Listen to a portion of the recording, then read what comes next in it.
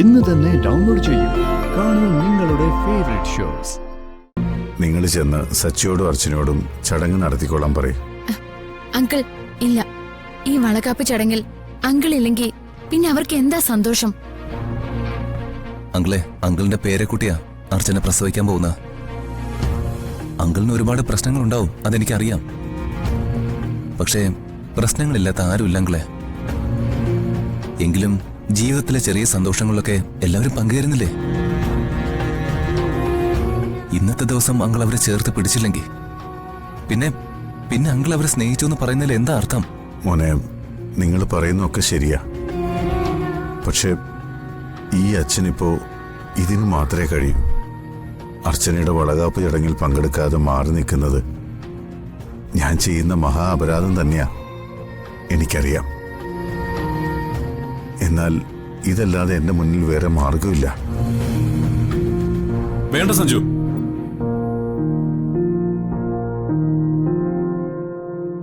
ഇനി അച്ഛനെ നിർബന്ധിക്കണ്ട. ഈ ചടങ്ങ് ഞങ്ങൾ വേണ്ടെന്ന് വെക്കുക.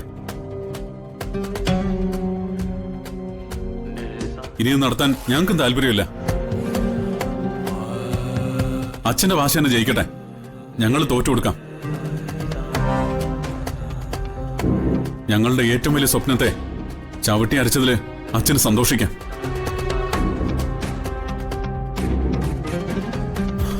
അച്ഛാ, നെല്ലിശ്ശേരിയിലെ സേതുമാധവന്റെ മകനായി വളർന്നതില് എനിക്ക് വലിയ അഭിമാനം ഉണ്ടായിരുന്നു. എന്നാൽ ഇന്ന് ഞങ്ങളുടെ ഈ ചെറിയ സന്തോഷം പോലും നടത്താൻ സമ്മതിക്കാത്ത ഈ വീട്ടിൽ ഇനിയും ഞങ്ങൾ താമസിക്കുന്നതിൽ എന്താ അർത്ഥം? ഒരർത്ഥവും ഇല്ല.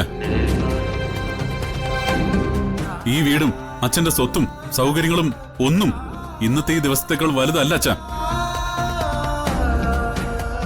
ഞങ്ങൾ ഇന്ന് ഇവിടുന്ന് ഇറങ്ങുക.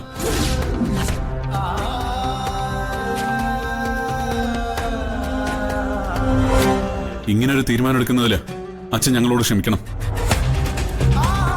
അച്ഛന്റെ ആഗ്രഹത്തിനെതിരായിട്ട് ഞങ്ങൾക്കൊന്നും വേണ്ട. എല്ലാരും ഒരുപാട് ആഗ്രഹിച്ച് വഴിപാട് നടത്തി കഷ്ടപ്പെട്ട് കിട്ടിയ കുഞ്ഞ.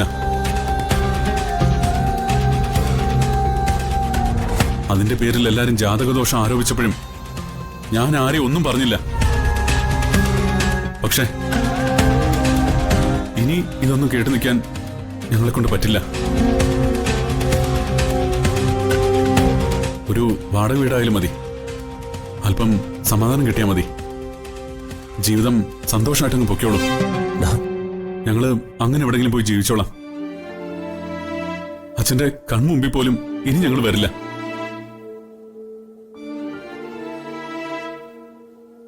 എന്റെ കുഞ്ഞിനോട് അച്ഛന് ഇത്രയ്ക്ക് വിരോധമുണ്ടെന്ന് ഞാൻ കരുതിയില്ല അച്ഛൻ.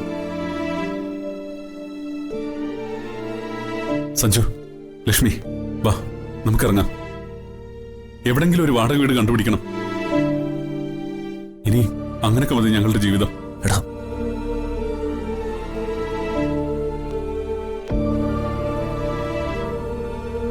മോനെ, വരാം, ഞാൻ വരാം.